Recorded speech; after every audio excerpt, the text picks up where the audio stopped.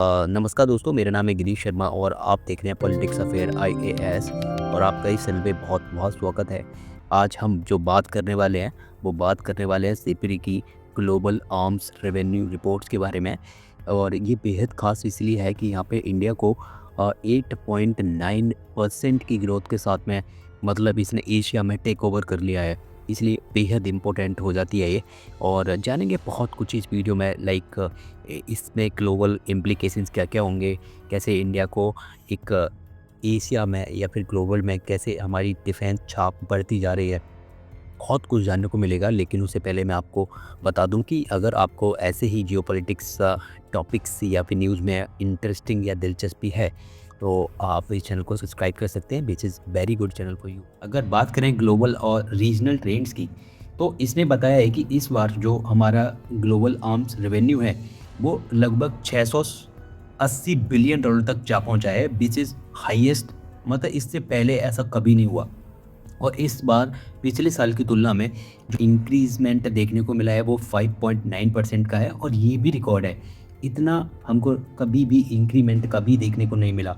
अब इसके पीछे का कारण क्या क्या है, ये इतनी डिमांड क्यों आई? बिकॉज़ देखो, यहाँ पे ना अभी जो यहाँ पे दुनिया में बहुत सारे युद्ध से चालू चालू हो रखे हैं, जैसे कि यूक्रेन वॉर, और ये अपना मिडिल ईस्ट में जो टेंशन है ईरान और इजराइल के बीच में, और इंडो पैसिफिक में जो यहाँ पे कंपटीशन बढ़ता जा रहा है, जैसे कि इंडिया और चाइना या फिर इंडोनेशिया, जापान, इन सब की बात करें तो ये सारे देश अपना जो डिफेंस मॉडर्नाइजेशन पे काम कर रहे हैं, जिसकी वजह से इन कंपनी जो हमारी डिफेंस की कंपनियां हैं इनको बहुत ज़्यादा रेवेन्यू इनका बढ़ता जा रहा है। लेकिन यहाँ पे एक इंटरेस्टिंग बात यह है कि पूरी दुनिया की बात करें तो वहाँ पे यहाँ पे हमको डिफेंस रेवेन्यू है, जो कि आर्म्स रेवेन्यू है, वो हमको बढ़ता हुआ देखने को मिला, जबकि एशिया में ये हमको कम होता हुआ दिखा। लेकिन इसके पीछे का कारण है चाइना। अब चाइना क्यों है, इसके पीछे का कारण जानेंगे इस वीडियो में आगे। सबसे पहले इंडिया की ग्रोथ के बारे में जान लेते हैं। देखो, यहाँ पे जो इंडिया की अगर मैं ग्रोथ की बात करूँ तो इंडिया ने डिफेंस रेवेन्यू में लगभग 8.2% का इंक्रीजमेंट देखने को मिला हमको। यहाँ पे हमारे रेवेन्यू जो पिछली साल का जो रेवेन्यू था 6.9 बिलियन डॉलर था, जो कि बढ़ करके 7.5 बिलियन डॉलर हो गया, और विच इज़ वेरी हाई। और इसके पीछे का जो कारण है ना, वो है हमारी 3 कंपनियाँ। देखो, अगर मैं बात करूं टॉप 100 कंपनियों की, ग्लोबल मिलिट्री कंपनियों की, तो यहाँ पे इंडिया की जो सिर्फ 3 कंपनियाँ आती हैं, विच इज़ बहुत कम है, लेकिन ठीक ठाक हैं। वैसे होनी चाहिए थी 10 से 15 कंपनी यहाँ पे हमारी लगभग होनी चाहिए थी। और यहाँ पे जो अगर मैं मेजर कंपनियों की बात करूँ, इंडियन कंपनियों की, तो यहाँ पे जो सबसे पहली मेजर कंपनियाँ हैं वो है भारत इलेक्ट्रॉनिक लिमिटेड, BEL, जो कि जिसमें बहुत ह्यूज अमाउंट में यहाँ पे हमको इंक्रीजमेंट देखने को मिला। 24% का यहाँ पे इंक्रीज हुआ इसके रेवेन्यू में। ये बनाता क्या क्या है? देखो, ये बनाता है रडार सिस्टम बनाता है, इलेक्ट्रॉनिक वॉरफेयर बनाता है, और ये अपना ये मिसाइल डिफेंस सिस्टम बनाता है, कम्युनिकेशन इक्विपमेंट बनाता है, यानी स्मॉल एंड मीडियम टाइप के इक्विपमेंट ये यहाँ पे बनाता है। लेकिन अगर मैं वही बात करूँ सेकंड कंपनी की, जो कि है Mazagaon Dockyard Limited, which is very important company in India. अगर मैं इन टर्म्स अगर मैं बात करूं इंडियन नेवी को लेकर के, तो यही कंपनी है जो पूरा सिस्टम बनाती है इंडियन नेवी के लिए। और इसके जो हमको रेवेन्यू में ग्रोथ देखने को मिली, वो देखने को मिली यहाँ पे लगभग 10% के लगभग में। और ये बनाता क्या क्या है? ये बनाता है सबमरीन हो गई, हमारी डिस्ट्रॉयर हो गए, और फ्रिगेट्स हो गए, यानी इंडियन नेवी का पूरा सामान या फिर नेवी का पूरा सामान ये बनाती है। अगर मैं बात करूँ अपनी तीसरी सबसे मेजर कंपनी की, तो वो है हिंदुस्तान एरोनॉटिक्स लिमिटेड, HAL, और जो कि बड़ी फेमस कंपनी है। इसके रेवेन्यू को हमको ना तो बढ़ोतरी देखने को मिली, ना ही मतलब जैसा सेम पिछली साल था वही है, और लगभग हमको बहुत स्लाइटली थोड़ा सा यहाँ पे डिक्लाइन देखने को मिला, 0.3%। ठीक है, विच इज स्टिल।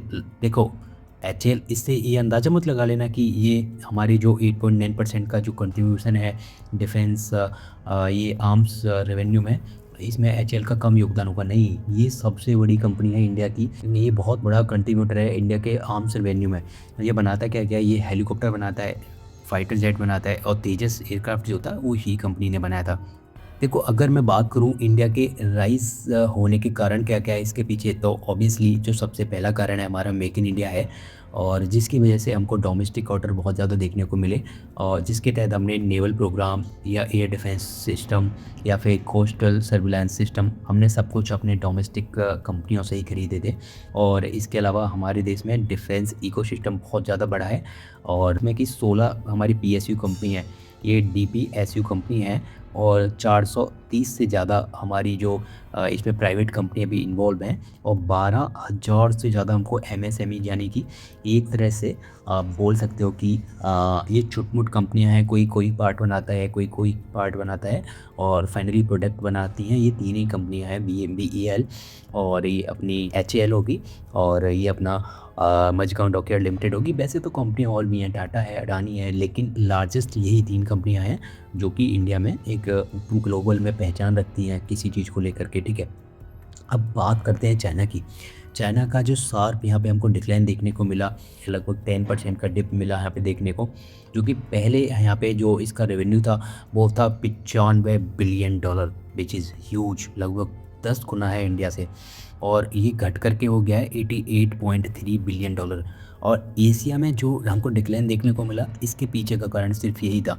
लेकिन इसके कारण क्या क्या है, ये चाइना का रेवेन्यू गिरा क्यों, ठीक है। देखो, इसमें कारण है शी जिनपिंग की एंटी करप्शन पॉलिसी, और ये जिसके तहत यहाँ पे ये पीपल लिबरेशन आर्मी, चाइना की जो आर्मी है, रॉकेट फोर्स, और ये एरोस्पेस डिफेंस जॉइंट वेंचर जहाँ पे जो बन रहा है, इसमें बहुत ज़्यादा बड़ी मात्रा में हमको यहाँ पे करप्शन भी देखने को मिला है। और इसका जो इम्पैक्ट है वो हुआ है यहाँ पे, हमको इम्पैक्ट क्या क्या है यहाँ पे, लीडरशिप में, एसेट में, यहाँ पे हमको इम्पैक्ट देखने को मिला, कॉन्ट्रैक्ट डिले, और ये procurement cancellation, missile, aircraft, ship delivery slow, यहाँ पे जो डिलीवरी हो रही है इनकी स्लो हो रही हैं। और अगर मैं बात करूँ कंपनी वाइज डिक्लाइन की, तो यहाँ पे जो इनकी सबसे बड़ी कंपनी है NORINCO है ना, ये इनकी सबसे बड़ी कंपनी है जो कि बनाती है टैंक आर्टिलरी, इसमें हमको बहुत बड़ी मात्रा में डिप देखने को मिला, 31%। इसकी जो दूसरी कंपनी है वो है CASC, जो कि मिसाइल बनाती है, सैटेलाइट बनाती है, जिसमें हमको 16% का डिप देखने को मिला। और इसकी जो तीसरी कंपनी है वो है ABIC, जो कि फाइटर जेट बनाती है, यहाँ पे हमको नॉर्मल ये रही HAL की तरह ही 1.3% का डिप यहाँ पे भी देखने को मिला। यानी कि जो इनकी सबसे मेजर कंपनियाँ हैं, तीनों की तीनों कंपनियों में हमको बहुत बड़ी मात्रा में डिप यहाँ पे देखने को मिला। और अगर मैं बात करूँ स्ट्रेटेजिक इम्प्लीकेशन की एशियन आर्म्स रेस में, तो यहाँ पे अगर मैं चाइना वर्सेस इंडिया रेवेन्यू की बात करूँ, तो यहाँ पे चाइना का रेवेन्यू था $88.3 बिलियन, वही इंडिया का था हमारा $7.5 बिलियन। गैप अभी बहुत बड़ा है, लेकिन ट्रेंड डाइवर्सिंग है। चाइना की कमजोरी है वो industrial fragility, program slow down, missile jet, इन सब के स्लो डाउन हो रहे हैं। ये जो ट्रेंड है ना, ये चलता रहा तो चाइना को जहाँ पे टेम्परेरी कैपेबिलिटी जो है ना, ये बॉटलनेक फेस करना पड़ेगा यहाँ पे। यानी कि उसको ये चीज़ें एक ऐसे तरह से एक प्रतिरोध के तरह यहाँ पे ये रोकना, मतलब एक हर्डल टाइप में ये बन जाएगी इनकी चाइना की पॉलिसी। अगर मैं इंडिया की पोजीशन की बात करूँ, तो यहाँ पे इंडिया स्टेडीली अपवर्ड पोजीशन में जा रहा है, जो कि मैंने आपको पहले भी बताया। और यहाँ पे जो प्रोडक्शन कैपेबिलिटी और इंडिया की जो डोमेस्टिक ऑर्डर है वो बढ़ता जा रहा है, विच is very good for Indian. और इंडिया अब एशिया में एक क्रेडिबल इंडस्ट्रियल कॉम्पिटिटर बन के उभर के आया है, और जिसमें चाइना है, और ये अपना जापान है, साउथ कोरिया है, इसके साथ सीधे मिल करके हम डिफेंस वेंचर भी बना रहे हैं, विच इज़ वेरी गुड, है ना। और चाइना ऐसा नहीं कर पा रहा है, बिकॉज चाइना का जो एक तरह से चेहरा है पूरी दुनिया में, वो है कॉपी करने का, और इसके प्रोडक्ट की क्वालिटी भी लेकर के दुनिया खुश नहीं है कुल मिला के। अगर बात करूँ फ्यूचर आउटलुक की, आगे चल के क्या होगा, भविष्य में क्या हो सकता है, देखो अगर ये ट्रेंड जारी रहता है तो इंडिया चाइना जो डिफेंस इंडस्ट्रियल जो गैप है ना, ये बहुत कम हो सकता है, बहुत कम हो जाएगा। और एशिया में जो ये डिफेंस लैंडस्केप है ना, ये मल्टीपोलर होगा, ना कि चाइना सेंट्रिक। अभी तो क्या है कि अगर एशिया की बात हो रही है तो चाइना ही है वर्ल्ड, मतलब एशिया में नंबर 1 इन डिफेंस आर्म्स की बात अगर मैं करूं। लेकिन अब ये बहुत जल्दी ही बदल सकता है अगर ये ट्रेंड जारी रहता है। अब अगर मैं बात करूं सोल्यूशन की, तो यहाँ पे सोल्यूशन में क्या है कि चाइना को ये बिग ट्रेन स्लो है ना, इसको कम करना पड़ेगा, कुल मिला के बात ये है। और इंडिया की जो स्मॉल ट्रेन फास्ट एक्सीलरेशन है जो है मेक इन इंडिया, तो हमको ये चीज़ें सरकार को ध्यान देनी चाहिए और इस पे काम करना चाहिए। और आपको आई थिंक ये टॉपिक समझ में आया होगा। और तो दोस्तों मिलते हैं नेक्स्ट वीडियो में, तब तक के लिए जय हिंद, वंदे मातरम।